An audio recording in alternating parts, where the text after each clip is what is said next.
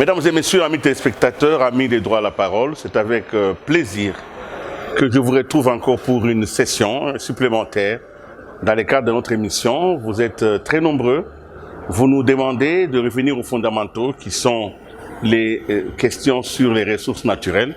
Nous y sommes bel et bien aujourd'hui. J'ai le plaisir de recevoir un expert congolais, quelqu'un qui s'est donné la peine de chercher, de trouver et de publier dans les secteurs des ressources naturelles. J'ai donc le plaisir de recevoir M. Umbula Kumba Emmanuel. Merci d'avoir accepté cette invitation. Vous êtes directeur exécutif de AfriWatch, qui est une ONG qui s'occupe des questions des ressources naturelles. Et vous venez de publier 2 rapports simultanément, des rapports qui feront l'objet de nos échanges. Vous venez de publier le premier rapport sur des îlots de responsabilité, l'approvisionnement des entreprises en cobalt artisanal en République démocratique du Congo. Vous vous rendez bien compte que notre pays connaît une croissance exponentielle des artisans miniers, des personnes qui ne sont pas industrielles, mais qui vont avec la main, avec la bêche, avec la houe, travailler la terre pour sortir les minéraux. On les appelle donc les artisans miniers. Vous venez donc de publier un rapport et nous comprenons pourquoi, parce que sur le plan international, aujourd'hui, des questions se posent sur la qualité de notre cobalt et la plupart des utilisateurs finaux s'inquiètent de savoir si les cobalts qu'ils achètent ne viennent pas des mines où travaillent les enfants et des femmes, surtout des personnes fragiles. Donc nous allons savoir ce que ce rapport nous dit. Le deuxième rapport qui a été publié par AfriWatch, c'est la convention de la sino-congolaise des mines. Vous connaissez, en 2008, je crois, il y a eu un très grand contrat qui a été signé entre la République démocratique du Congo et un consortium d'entreprises chinoises. Ce contrat voulait que l'on puisse offrir des infrastructures à la République démocratique du Congo en contrepartie de l'exploitation des ressources naturelles. Vous connaissez la petite histoire. Aujourd'hui, nous sommes à tour de 11-12 ans après. Qu'en est-il exactement dans le pays? On en parle, mais dans ce rapport, on présente un certain nombre de faits. Nous allons y revenir. Monsieur Umbula, merci donc d'être là. Merci. Vous êtes un juriste de formation et vous avez développé une grande expertise en matière de ressources naturelles. Mais mieux que ça, vous êtes auteur de plusieurs rapports en RDC et surtout aussi membre du conseil d'administration de plusieurs ONG internationales. Nous allons donc commencer avec vous cette interview. D'abord, parlez-nous un tout petit peu d'AfriWatch. C'est quoi AfriWatch? Oui, merci beaucoup pour nous avoir invités pour venir partager avec vous le travail que nous faisons au niveau de AfriWatch, qui est l'Observatoire africain des ressources naturelles. Nous sommes spécialisés sur ces questions parce que, sur base du constat qui était fait à l'époque, donc en 2013, nous avions besoin d'avoir une organisation de droit congolais qui soit spécialisée sur les questions des ressources naturelles. Et donc, nos objectifs, nous militons pour une bonne exploitation des ressources naturelles et que cette exploitation soit au bénéfice à la fois des communautés locales, de l'État congolais ou des États africains, mais aussi que ce soit une exploitation qui soit respectueuse de l'environnement. Mais vous savez qu'il y a des soupçons majeurs qui pèsent sur les ONG dans le secteur des ressources naturelles. L'on dit qu'elles sont instrumentalisées. Alors, on dit aussi que ces ONG perçoivent des dividendes de certaines officines internationales pour venir perturber l'exploitation industrielle dans le pays. C'est ça un soupçon. J'aimerais que vous puissiez les lever un peu avant qu'on entende vraiment cette discussion. Vous avez déjà entendu parler de ça? Très souvent, on nous accuse bien au-delà de ça, de vendre le pays, de faire tout ça. Ce n'est pas seulement les ONG qui travaillent sur les questions des ressources naturelles. Bien évidemment, toutes les organisations des droits de l'homme, ouais, de manière générale. Je pense que c'est un débat qui ne tient pas lieu parce que le fonctionnement des organisations des droits de l'homme, de manière générale, est régi par la loi. Donc c'est l'État congolais qui, en fait, reconnaît le travail que ces organisations réalisent ici au pays. Donc, très souvent, c'est lié aux sources de financement, n'est-ce pas? Et on parle de sources de financement. Je pense que les ONG n'ont jamais refusé de recevoir les financements des nationaux. Si l'État congolais pouvait disponibiliser de tels financements, ça serait une très bonne chose pour nous. D'ailleurs, mais quelles sont les garanties d'indépendance que vous offrez? En fait, il faut dire que de la même manière que le gouvernement, par exemple, le gouvernement congolais est en train d'être financé par les institutions financières internationales, cela n'enlève en rien l'indépendance du gouvernement congolais et sa souveraineté sur le sol congolais. Alors nous allons, merci de votre réponse. Je pense qu'elle est suffisamment forte pour qu'on continue cette discussion. Entrons dans les rapports. Le premier rapport, c'est sur le cobalt. Vous allez nous raconter un tout petit peu l'économie de ce rapport. De quoi parlez-vous dans ce rapport? Quel est l'objectif du rapport et qu'est-ce que vous avez découvert? Oui, en fait, je vais vous mettre d'abord dans le contexte. D'accord. Nous sommes dans un contexte international où la demande du cobalt est très élevée parce que le cobalt intervient dans la production de tout ce qui est gadget, de tout ce que nous utilisons comme biens électroniques. Mais aussi c'est un élément essentiel pour la transition énergétique. Et donc la RDC en tant que pays produit plus de 60% de ces métals. Donc normalement la RDC devait jouer un rôle très important dans la fixation même des prix de ces minéraux.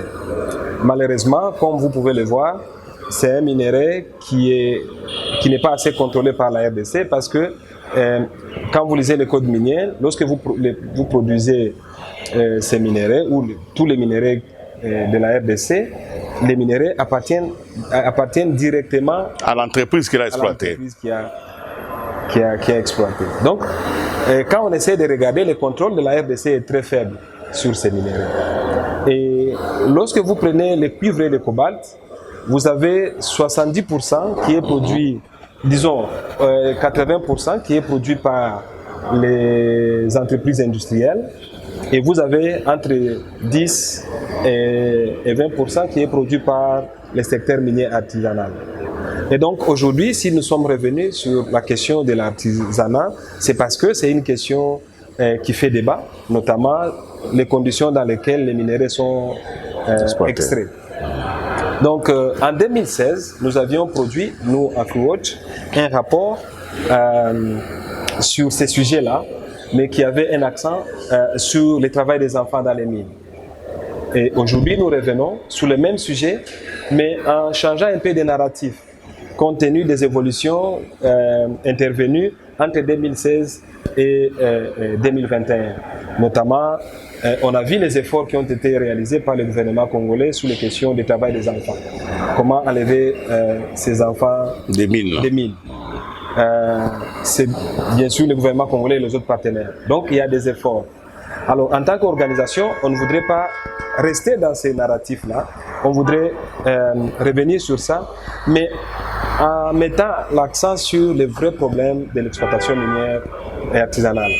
Et justement parce que nous pensons que l'exploitation au jour d'aujourd'hui artisanale joue un rôle très important. Premièrement, en termes de nombre qu'elle emploie. Deuxièmement, c'est une source de revenus pour beaucoup de familles là où elle se pratique. Donc nous sommes revenus avec... Donc si je comprends bien, AfriWatch, vous êtes pour qu'on puisse garder le système d'exploitation artisanale? Non, c'est pas du tout ça, c'est pas AfriWatch qui le dit. C'est la loi congolaise qui reconnaît l'existence de des modes d'exploitation industrielle et artisanale. D'accord, mais quand vous regardez cette exploitation, même si vous ne le dites pas, mais vous voyez quand même qu'il y a un lien entre la pauvreté, l'insécurité et même les accidents, parce que nous persistons à garder ces modes de production. Je ne pense pas. Je pense que le vrai problème se situe au niveau de la répartition des ressources, n'est-ce pas? Tant qu'il y aura des problèmes au niveau des répartitions des revenus, je crois que dans ces zones-là, il y aura la pauvreté. Et tant qu'il y aura la pauvreté... Soyez plus précis. Quand vous dites partage des ressources, vous pensez à quoi exactement? Nous pensons à tout l'argent qui vient de l'industrie extractive. Oui. Et donc, nous disons, tant que ces zones-là, là où on exploite, on ne va pas suffisamment investir, on ne va pas retourner de l'argent là-bas, il y aura la pauvreté. Et lorsqu'il y a la pauvreté, les gens vont facilement aller exploiter de manière artisanale. Laissez-moi revenir un peu, j'insiste. Le code, vous êtes juriste, vous connaissez les codes miniers. Le code stipule que les revenus dans le domaine des ressources naturelles, surtout les ressources minières, il y a une cote-partie qu'on appelle la rétrocession. Exactement. Hein, donc, qui revient au lieu où on a exploité. Exactement. Vous considérez que ça c'est insuffisant? Il faut dégager même la population là-bas pour qu'elle aille dans l'artisanat. Avec l'impact que les enfants ne vont pas à l'école, les femmes ne restent pas dans les foyers. Vous pensez qu'il faut absolument laisser l'artisanat pour équilibrer le partage des revenus? En fait, ce n'est pas question de laisser l'artisanat. Lorsque vous lisez même l'esprit du code, normalement, on devait passer de l'exploitation minière artisanale en utilisant des moyens rudimentaires vers la petite mine. Ça devait progresser, n'est-ce pas? Malheureusement, on connaît encore des retards dans ces domaines. Donc, j'imagine que c'est un secteur qui va progresser. Très bien. Pourquoi avoir intitulé votre rapport « Îlot de responsabilité » Îlot de responsabilité parce que, vous savez, aujourd'hui, sur base du rapport que nous avions publié en 2016, il y a eu beaucoup d'initiatives qui se sont créées autour, notamment des initiatives qui viennent des consommateurs finaux au niveau de nos minéraux au niveau international. Et donc, nous estimons que si on applique ces initiatives, d'ailleurs dans des sites bien déterminés, on va laisser beaucoup de sites qui ne seront pas couverts, n'est-ce pas, par ces initiatives. Et donc, dans ces sites-là, les violations, les problèmes vont continuer, n'est-ce pas? C'est comme ça qu'on a intitulé notre rapport. Alors, il y a des responsabilités au niveau des sites couverts ou non couverts? Au niveau des sites non couverts, parce qu'on s'est dit les initiatives qui existent aujourd'hui couvrent un nombre très limité de sites, n'est-ce pas? En laissant les autres sans être couverts par ces initiatives. Donc, pour nous, on pense que c'est insuffisant, ce qui est en train d'être fait en termes d'initiatives. C'est pourquoi nous pensons que ces initiatives ne touchent pas les vrais problèmes au niveau local. Ça saupoudre un peu. Exactement. Alors, dans votre rapport, vous avez fait allusion à l'entreprise générale du cobalt, le GC.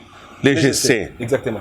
Et en lisant, à moins que j'ai mal compris, vous estimez que l'initiative du gouvernement n'a pas été suffisamment, n'est pas efficace. En fait, les GC ne viennent pas encore régler les problèmes. Quelle est votre approche de cette initiative du gouvernement qui voulait accorder à une entreprise le monopole d'achat de tout ce qui est comme produit minier artisanal? C'est une bonne question. Je crois que c'est une question qui revient très souvent. D'ailleurs, je dois commencer par saluer, avant de commencer cette émission, je viens de recevoir la publication du contrat qui a été signé entre l'entreprise générale du cobalt et Trafigura. C'est l'un des points que nous demandons dans ces rapports pour que qu'il y ait transparence, il faut que ces contrats soient publiés. Et vous venez de savoir qu'on l'a publié? Exactement. Okay. Je viens même de l'avoir. Donc je salue, c'est un point positif qu'il faut saluer.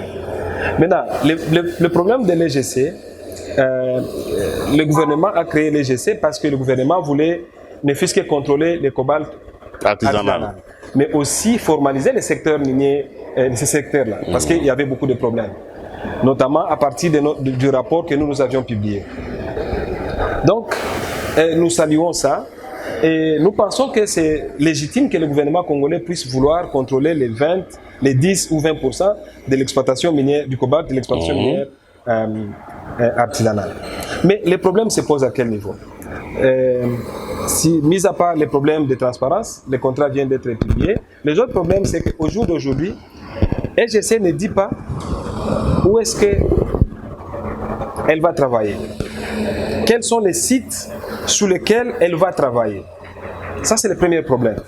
Ils ont dit qu'ils vont travailler, ce que nous avons appris, ils vont travailler à Kasulo, qui est un site minier. À Kolwezi. Mais la question, mais les autres minéraux, et EGC aussi a donné 6 mois à tous les acheteurs de stopper d'acheter les minéraux. La question, c'est de dire, les autres minéraux, si on fermait partout, où est-ce qu'on va amener les trésors? Ça, c'est la première question. Et si cela n'est pas le cas, et que EGC va continuer seulement à acheter à Kasulo, les autres minéraux, on va les vendre à qui? Parce que la loi leur donne les monopoles. Donc, voilà, comme vous pouvez voir, il y a un problème.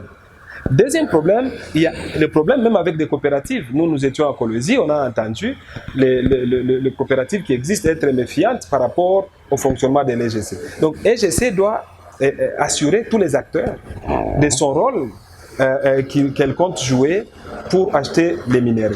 Le troisième problème, c'est le problème des prix. Tout le monde se demande. Ils disent qu'ils ont... ils veulent valoriser et tout ça. Et ils disent qu'ils vont acheter à la fois le cobalt et le cuivre, ce qui est une très bonne chose. Mais il faut expliquer, il faut donner les détails de comment ça va se passer. Le dernier problème que nous soulevons par rapport à EGC, c'est le fait que le système d'avant, les coopératives étaient subventionnées par les acheteurs. Et lorsque nous prenons EGC, c'est presque le même problème parce que c'est Trafigura qui préfinance. Trafigura, c'est un utilisateur final? C'est un trader et tout ça. Donc la question, est-ce qu'on ne va pas rentrer dans les mêmes difficultés? Voilà les problèmes avec la question de l'EGC. Votre rapport fait allusion aussi à ce que vous avez appelé les zones d'exploitation artisanale. Exactement. Ma question est celle-ci. On veut bien laisser l'exploitation artisanale se développer. Pourquoi alors, les sites d'exploitation artisanale doivent être concédés par ceux qui ont les permis d'exploitation industrielle? Pourquoi on lie les deux ensemble? Pourquoi on demande à certains de se délester d'une zone pour que l'exploitation artisanale vienne s'y engouffrer?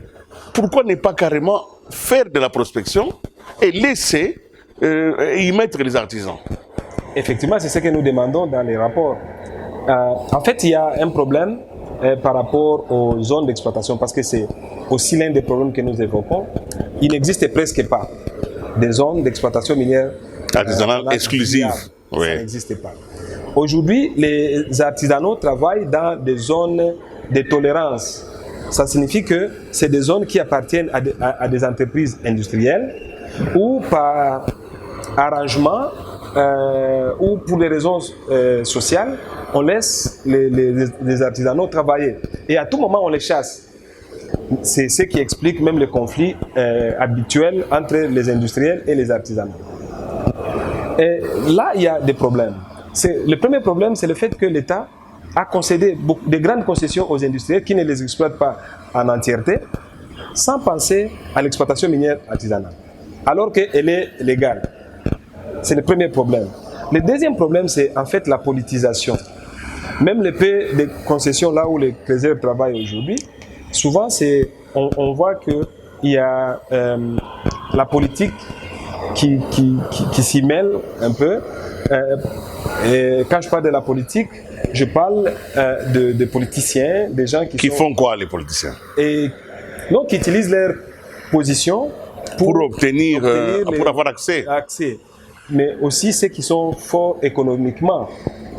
Et donc, essayez de regarder, vous allez trouver ce que j'ai dit. Alors, je voudrais... Au-delà de ça, oui, il y a des contrats.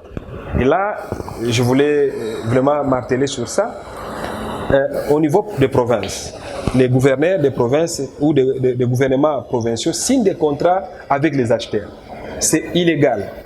C'est illégal, ce n'est pas permis dans les codes miniers, parce que c'est ça qui fait que tous les acheteurs que nous avons rencontrés, y compris les fraiseurs, nous ont dit si nous sommes exploités par les fraiseurs, les acheteurs, c'est aussi parce que ces derniers ont besoin de récupérer leur argent qu'ils versent au niveau des gouvernements des provinces.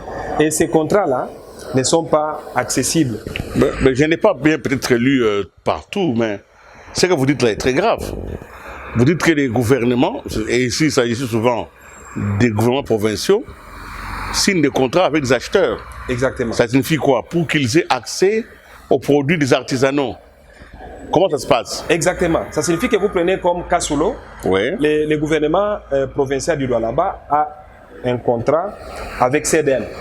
Et CDM vient verser l'argent au gouvernement. Le gouvernement maintenant va acheter pour CDM. Non, le gouvernement n'achète pas. Ça, c'est comme un bonus qu'on donne au gouvernement. Ah, donc on dit pour avoir accès à notre marché, oui. Vous payez un peu la taxe d'entrée, quoi. Donc vous payez chaque mois, vous versez l'argent.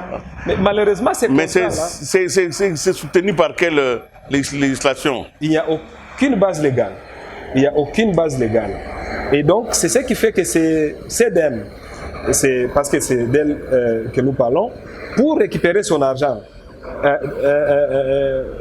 qu'elle verse en tant qu'entreprise aux autorités au niveau local, minimise les prix et manipule tout ce qui va avec.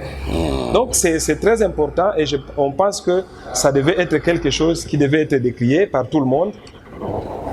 Évidemment, il y a tellement de choses à dire. Votre rapport est magnifique. J'aimerais vraiment que ceux qui s'intéressent à la question puissent le lire. Je rappelle encore des îlots de responsabilité, l'approvisionnement des entreprises en cobalt artisanal en République démocratique du Congo. Nous allons évidemment aborder un autre sujet, mais avant, aujourd'hui nous avons des grandes entreprises multinationales qui sont installées surtout pour le cobalt, c'est dans la province du Lualaba. Évidemment aussi un peu dans la province du Haut-Katanga. Alors quand vous regardez, je cite les trois grands qui sont là-bas, vous avez Ivanhoe, vous avez Glencore, vous avez TFM. Toutes ces entreprises sont-elles pour ou contre l'exploitation artisanale? Quelle est leur position? Je pense que ça serait bien de poser cette question aux entreprises. Vous avez observé? Oui. Quelle est leur attitude? En fait, c'est d'ailleurs les débats sur... et d'entrée de jeu, vous m'avez posé la question de savoir est-ce que vous êtes pour l'exploitation minière artisanale, oui ou non. Je vous ai donné mon point de vue qui est tout à fait légal. C'est l'État qui a prévu ça. Et donc, c'est à l'État de prévoir les endroits où ces gens-là doivent aller travailler. Donc, il n'appartient pas aux entreprises de dire que nous sommes pour ou contre, mais il appartient à l'État. Les entreprises donc subissent en fait. Exactement, ils sont aussi victimes parce que quand les gens viennent dans leurs concessions... Elles détruisent un patrimoine. Exactement. Donc, les entreprises font partie aussi des victimes de cette situation. C'est pourquoi nous, on appelle tout le monde autour de la table, on appelle l'État congolais pour qu'il y ait des zones d'exploitation minière artisanale qui soient créées. Alors, est-ce que les artisanaux payent les taxes de l'État? Bien évidemment. Nous étions, je crois, si je ne m'abuse pas, en 2018, à Kolwezi, le gouvernement provincial du Lualaba nous a dit qu'il encaissait chaque mois $1 million qui venaient de l'exploitation minière artisanale. Donc, ça signifie que ça, c'est juste au niveau des provinces. Donc, bien évidemment, les artisanaux payent des taxes. Bien sûr qu'il y a aussi beaucoup de taxes illégales qui diminuent la marge de profit des artisanaux. Vous allez commenter votre propre texte. Je vais vous lire parce qu'on va aborder le deuxième sujet de notre discussion. Dans votre conclusion un peu, dans l'avenir, vous faites une projection de l'avenir. Vous dites ceci: les organismes donateurs, les multinationales et les gouvernements doivent envisager de soutenir les mineurs artisanaux en réalisant des investissements ciblés dans des domaines concrets tels que la recherche géologique, les travaux de fondation, l'octroi des permis aux zones d'exploitation artisanale, le renforcement des coopératives dirigées par des mineurs artisanaux et l'accès à un financement juste et équitable, autant de domaines ayant clairement été identifiés. Votre commentaire supplémentaire? Oui, en fait, c'est que nous sommes partis de l'idée selon laquelle il y a beaucoup de financement dans ces domaines où tout le monde, ça c'est le premier élément. Le deuxième élément, tout le monde parle de l'exploitation minière artisanale, tout le monde critique, mais il y a moins d'investissement réel pour soutenir les artisanaux. Donc pour nous, toutes les discussions qui peuvent être menées sur la question de l'exploitation minière artisanale, les artisanaux doivent être au centre. Leurs intérêts doivent aussi être au centre. Deuxièmement, c'est en fait un problème de financement. On parle des initiatives, tout ça. Mais les initiatives demandent des coûts supplémentaires. Et donc, si on ne partage pas cette responsabilité-là, entre les différents intervenants, notamment les utilisateurs finaux, c'est que c'est les petits créateurs qui vont payer les coûts. Donc, c'est des choses qu'il faut analyser. Donc, si je comprends bien, et peut-être nous allons changer à ce niveau du cap, la recherche géologique, pour pouvoir doter le pays des zones est essentielle. Exactement. Mais il y a un service géologique dans le pays. Qui n'a pas de moyens, malheureusement. Mais j'ai cru entendre, vous suivez la chose, que la Belgique avait financé à un moment donné un projet, je crois de 10 millions d'euros, pour que le centre de recherche géologique puisse pouvoir un peu lister les ressources naturelles et faire un peu de la prospection. Exactement. Non, c'est ce que nous demandons. Nous demandons plus d'investissement dans ces domaines-là. C'est-à-dire que quand on donne une zone d'exploitation minière artisanale aux creuseurs, on doit se rassurer qu'il y a les minéraux, n'est-ce pas? Et puis, ça c'est de un. De deux, il faut financer. Les coopératives aujourd'hui n'ont pas accès au crédit. N'ont pas accès au crédit. Pourquoi? Parce qu'elles ne détiennent pas des documents qui leur donnent des garanties. Les industriels, qu'est-ce qu'elles font? Qu'est-ce que les entreprises industrielles font? Elles viennent, elles obtiennent des titres et vont lever des fonds dans des banques à l'étranger, n'est-ce pas? Parce que l'activité minière, elle est coûteuse, n'est-ce pas? C'est que les coopératives n'ont pas aujourd'hui. Pourquoi? Parce que l'État ne leur délivre pas de documents fiables qui leur permettent de prétendre avoir accès à un crédit. Donc il y a tout ça et c'est pourquoi nous appelons tous les acteurs de se mettre autour d'une table pour réellement investir, mettre des moyens pour épauler, aider les creuseurs artisanaux, mais surtout combattre la pauvreté. Nous allons marquer une petite pause pour revenir dans cette émission dans quelques instants.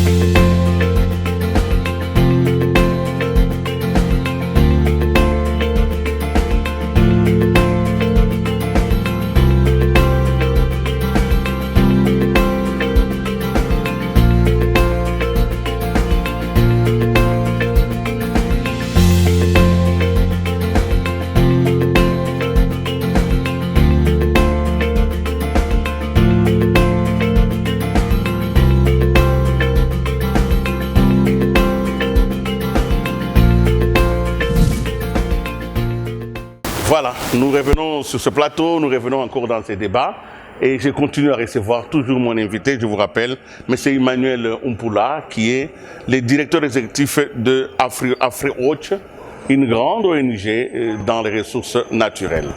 Alors, M.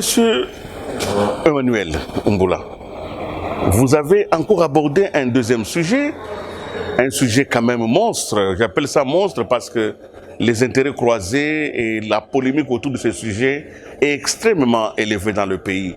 Vous avez publié un rapport, vous avez examiné la convention de la Sino-Congolaise des mines, SICOMINE.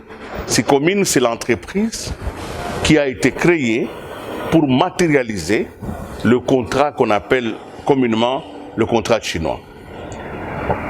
Pourquoi avoir examiné cette convention? Pourquoi? Toutes les conventions sont signées dans des contextes ordinaires, sont exécutées, Tengue Fungurume Convention, d'autres entreprises convention. Pourquoi vous êtes intéressé à la convention de ces communes? C'est une bonne question. En fait, il faut dire qu'on a commencé à s'intéresser à cette convention depuis sa signature. Si vous vérifiez, vous trouverez que déjà en 2010, nous avions publié une première analyse sur cette convention. Ça, c'est le premier élément. Le deuxième élément, je crois qu'en tant qu'organisation de la société civile, nous sommes beaucoup plus intéressés à savoir qu'est-ce que la RDC gagne dans tous ces partenariats. Et vous verrez, même dans les rapports, on a comparé un peu la convention SICOMIN à TFR pour voir les projets de même taille pendant une même période, qu'est-ce que chaque projet a pu donner à l'État. Donc, c'est notre travail en tant qu'ONG et ce n'est pas seulement sur la SICOMIN, on travaille surtout les contrats, mais aujourd'hui, il s'agit de la SICOMIN. Et pourquoi on a travaillé sur la SICOMIN? C'est parce que c'est un contrat qui a suscité beaucoup d'espoir pour beaucoup de Congolais. Lors de la signature, il était présenté comme une convention qui devait apporter beaucoup d'espoir. C'est une convention win-win. Donc la RDC devait gagner, la partie chinoise aussi. Donc 13 ans après la mise en œuvre de cette convention, ce n'est que normal pour les acteurs qui ont travaillé au début, en 2010, puissent revenir pour regarder qu'est-ce qui a marché, qu'est-ce qui n'a pas marché, et demander aux acteurs qui ont signé la convention, peut-être qu'il est le moment de revenir autour d'une table, d'analyser la situation et voir qu'est-ce qui a marché, qu'est-ce qui n'a pas marché. Alors, je vous pose la question à laquelle vous avez déjà répondu dans les rapports, mais j'aimerais que vous puissiez répondre à la télé. Qui perd, qui gagne entre l'État congolais et la Chine? Question que vous avez posée vous-même. Quelle est la réponse que vous avez trouvée? Nous sommes arrivés à la conclusion selon laquelle, jusqu'à aujourd'hui, c'est la RDC qui perd. Pourquoi? Parce que le projet a deux volets. Le volet infrastructure et le volet mine.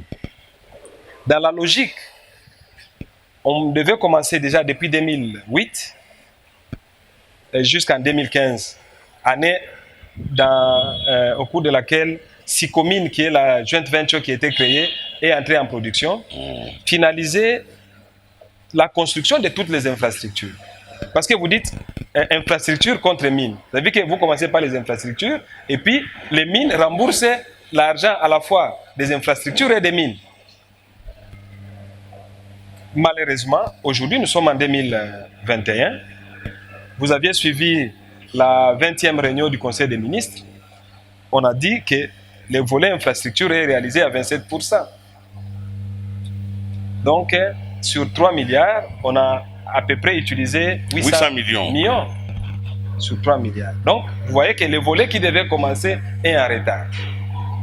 Est-ce que ceci est un échec pour autant?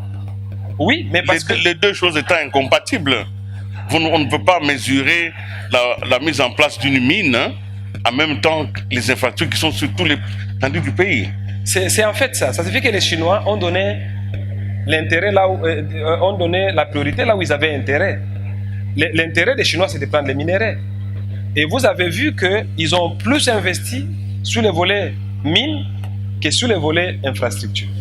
C'est vrai qu'on peut donner d'autres raisons. Mais nous, en tant que citoyens, quand je regarde, je veux dire que les Chinois ont donné la priorité au volet mine parce que c'est là où ils trouvent leur intérêt. Alors, quand vous regardez au jour d'aujourd'hui, la SICOMIN est entrée, la SICOMIN qui est l'entreprise commune est entrée en production. En d'autres termes, c'est que c'est la RDC qui va financer ses propres infrastructures. Donc, dans la logique, c'est que les Chinois devaient d'abord nous financer avant, en construisant les infrastructures. Après, quand on va commencer à produire, les mines vont commencer à rembourser. Or, ce n'est pas le cas. Nous avons déjà commencé la production. Les infrastructures ne sont pas là.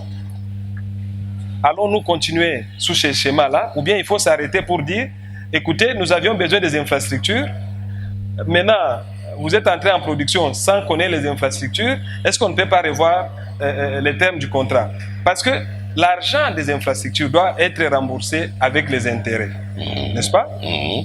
Donc, ça signifie qu'aujourd'hui, la RDC peut demander à son partenaire,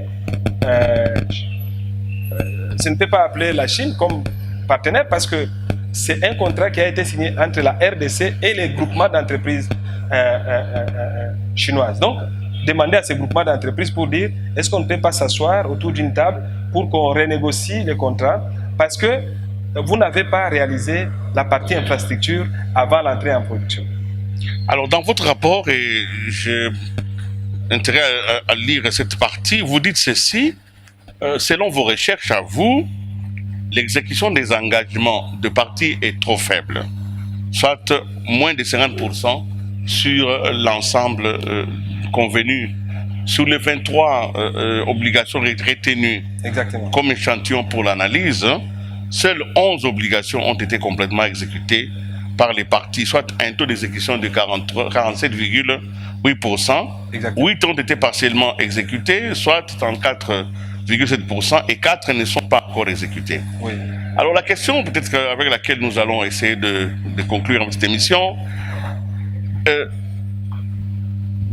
est-ce que c'est la faute aux Chinois si le domaine des infrastructures n'a pas évolué à la même vitesse?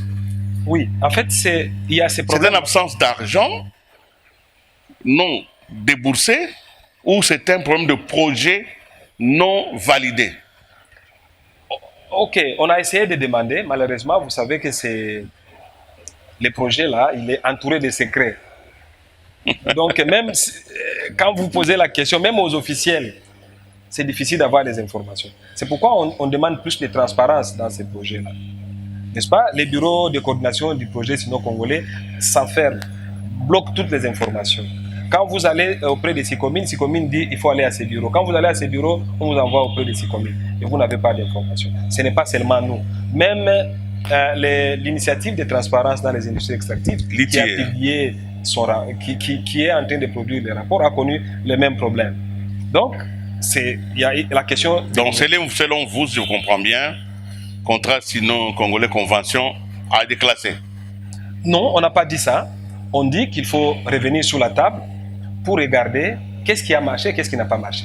Je vous ai cité la question d'infrastructures. Il y a l'autre problème, c'est la question des remboursements de la dette. Aujourd'hui, si vous lisez les rapports ITE, nous sommes à 83 millions de dollars, alors que le projet est entièrement exonéré. Ça signifie que le remboursement devait être facile. Lorsque vous êtes entièrement exonéré, ça signifie que votre remboursement va vite, n'est-ce pas? Alors que nous sommes à 83 millions. Le troisième problème, aussi le plus important, c'est la production. Si vous lisez, la première année et la deuxième année, la Sicomine devait produire 200 000 tonnes de cuivre, n'est-ce pas? Et à partir de la troisième année, aller à 400 000 tonnes. Malheureusement, on est loin, si vous lisez les rapports. L'entreprise produit les minéraux qui ne sont pas nobles, donc qui ne sont pas des minéraux cathodiques, n'est-ce pas? Ils produisent du cuivre malt, n'est-ce pas? Traité à peu près 30%, ce qui est un manque à gagner énorme pour le pays. Lorsqu'on prend les briques, on les sort du pays, c'est un manque à gagner. Encore faut-il vérifier parce que selon nos propres informations, ces communes produisent quand même le cuivre en plaques. Tout à fait, mais il faut voir c'est quel pourcentage.